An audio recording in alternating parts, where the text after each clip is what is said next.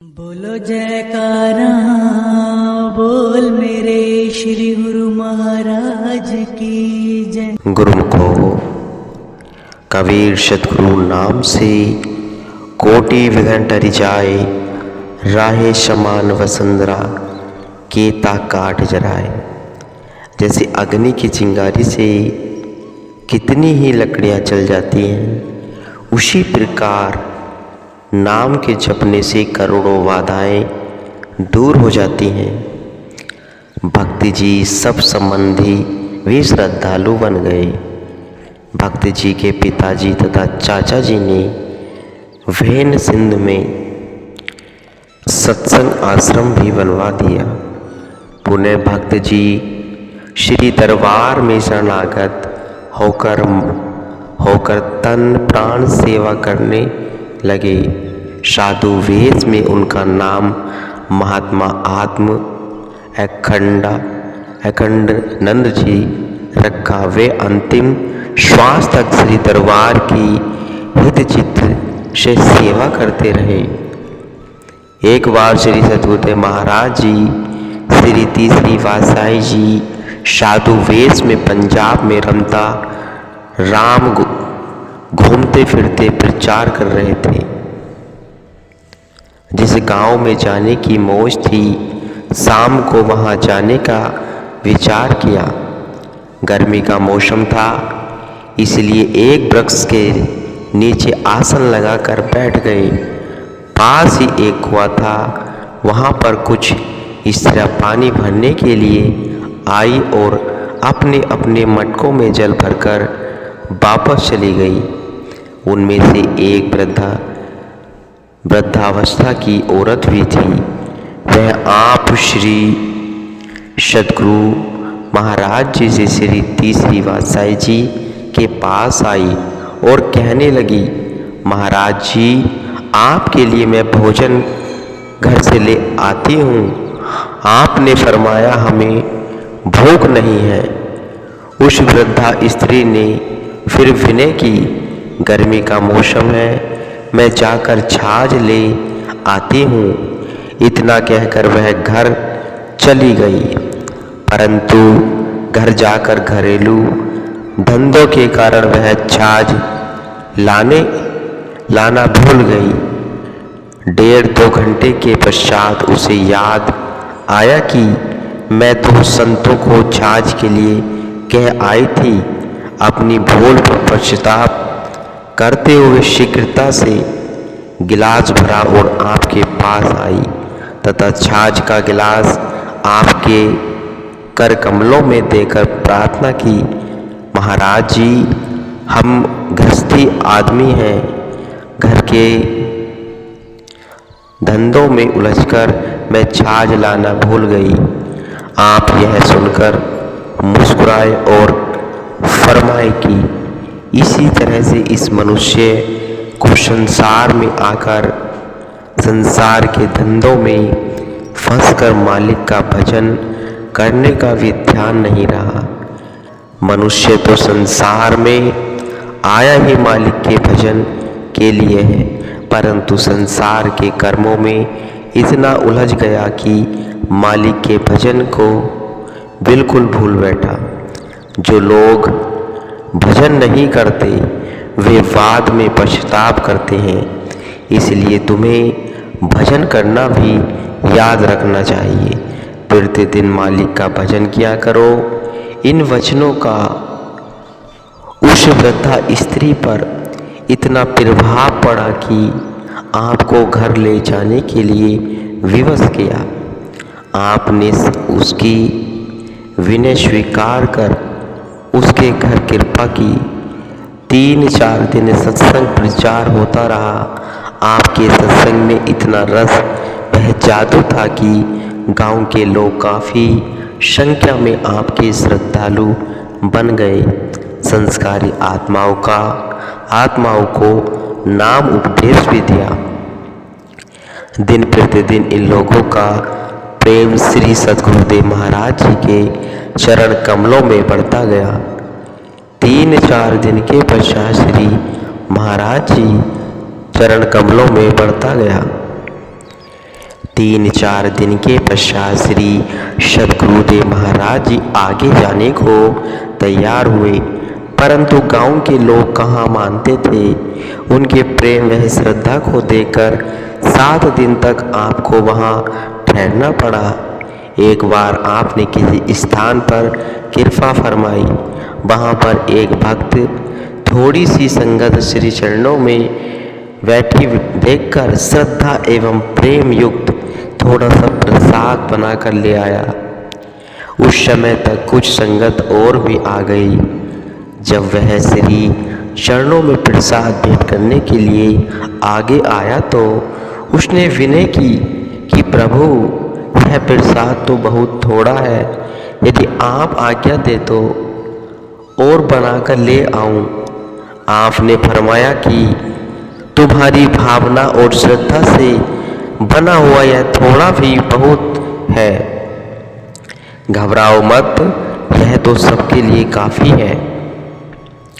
उस दिन श्री सद्गुरुदेव महाराज जी ने स्वयं निज कर कमलों से प्रसाद बांटना आरंभ किया। उस बर्तन से थोड़ा सा कपड़ा ऊंचा किया और खुले दिल से सबको प्रसाद देने लगे। उस अनुमान से भक्त जी ने सोचा कि यह प्रसाद अभी समाप्त हो जाएगा, सबको पूरा न हो पाएगा। उसके आश्चर्य की सीमा न रही। यह देखकर कि कुछ संगत और भी आ गई, परंतु श्री सद्गुरुदेव महाराज जी सबको बराबर प्रसाद देते गए। अंत में कुछ प्रसाद बर्तन में शेष भी बच गया। जब संगत चली गई तो उस भक्त ने श्री चरणों में विनय की कि दीन दयाल जी, सचमुच ही आप भक्त वत्सल हैं। आपकी कृपा तथा शक्ति से प्रसाद पूरा हो गया। आपने फरमाया, यह सब तुम्हारी श्रद्धा प्रेम की शक्ति है। सचमुच ही महापुरुषों की लीला न्यारी होती है। वे समय समय पर अनुपम शक्तियों को गुप्त रूप से दर्शाते हुए न्यारे बने रहते हैं। महापुरुषों के जीवन में परोपकारिता, परमार्थ आदि गुण तो स्वाभाविक होते हैं। यहाँ कुछ झांकियों को प्रस्तुत किया गया है। उनकी समस्त झांकियों का विवरण देना अति कठिन है, अतएव तुच्छ बुद्धि द्वारा कुछ गुणों अनुवादों से लेखनी को कृतार्थ किया गया।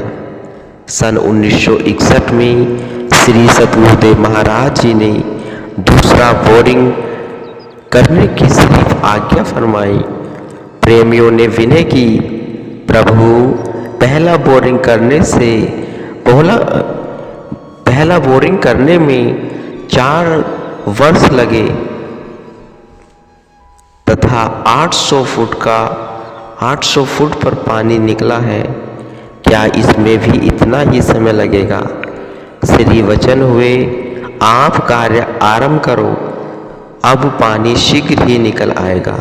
श्री सद्गुरुदेव महाराज जी स्वयं चलकर उस स्थान पर गए जहां बोरिंग करना था। वह स्थान पहले बोरिंग से लगभग 1 किलोमीटर दूर पेट्रोल पंप के पास है। वहां चरण स्पर्श कर फरमाया कि यहाँ पर आरंभ करो। सेवकों ने कार्य आरंभ किया। बोरिंग की मशीन पत्थर काटने की है, यहाँ लगा दी गई। 5-6 मास के पश्चात यह देखकर सबको आश्चर्य हुआ कि केवल 85 फुट की गहराई पर पानी की वही पातली गंगा निकली जो श्री सद्गुरुदेव महाराज जी ने श्री आनंद सर के लिए फरमाई थी। सभी प्रेमी श्री आनंद सर की सेवा करते समय यह देखते थे कि यहाँ से पातली गंगा निकली है। यहाँ तो चारों ओर से बराबर बनता जा रहा है। महापुरुषों के रहस्य जीव कैसे समझ सकता है? इसी बोरिंग के लिए श्री सद्गुरुदेव महाराज जी का संकेत था। जब श्री आनंद सर पूरा हो गया तो इधर यह बोरिंग भी तैयार हो गया, जिससे पानी की कमी न आने पाई। पहले श्री आनंद सर का 8वां भाग पहले बोरिंग से 1 सप्ते में भर गया था। पहले श्री आनंद सर का 8वां भाग पहले 1 सप्ते में भर गया और अब पूरा श्री आनंद सर दोनों बोरिंग से 1 सप्ते में भर जाने लगा। इस बोरिंग के समीप ही एक बहुत बड़ा तथा ऊंचा टैंक बनाया गया, जिसमें हजारों गैलन पानी जमा हो सकता और उस पानी को एकत्र कर सब जगह वितरित किया गया। सन 1962 में श्री आनंद सर संपूर्ण हो गया। श्री सद्गुरुदेव महाराज जी की सेहत अब सुकोमल हो गई थी और फिर भी परमार्थ राह में पूर्ववत आगे की ओर बढ़ रहे थे। सन 1962 में अष्टग्रह ने लोगों को आतंकित कर दिया। ज्योतिषियों ने यह घोषणा करा दी, अब प्रलय होने वाली है। सभी प्रेमी जनों ने तथा सेवकों ने जो बाहर रहते थे श्री चरणों में विनय पत्रिका लिखी कि हमें श्री आनंदपुर आने की आज्ञा दी जाए। श्री सद्गुरुदेव दयाल जी ने कृपा पात्रों में ही ये वचन लिखवाए कि यहाँ आने के लिए किसी को मना नहीं है, किंतु घबराने की कोई आवश्यकता नहीं। ध्यान भजन सुमरण में दिल लगाओ, सब तरह से कुशल मंगल होगा। फिर भी दिल में भय अधिक होने से कई प्रेमी श्री आनंदपुर में आ गए। उनका यह ख्याल था कि श्री सद्गुरुदेव महाराज जी के श्री चरणों में पहुंचकर निर्भय हो जाएंगे। श्री आनंदपुर में काफ़ी संगत आ गई। एक दिन रात्रि समय एकदम सर्दी बढ़ गई। लोगों ने समझा कि शायद अब कुछ होने वाला है, परंतु सद्गुरुदेव महाराज जी की असीम कृपा से हुआ कुछ भी नहीं और उनकी अपार शक्ति से सब में साहस भर गया।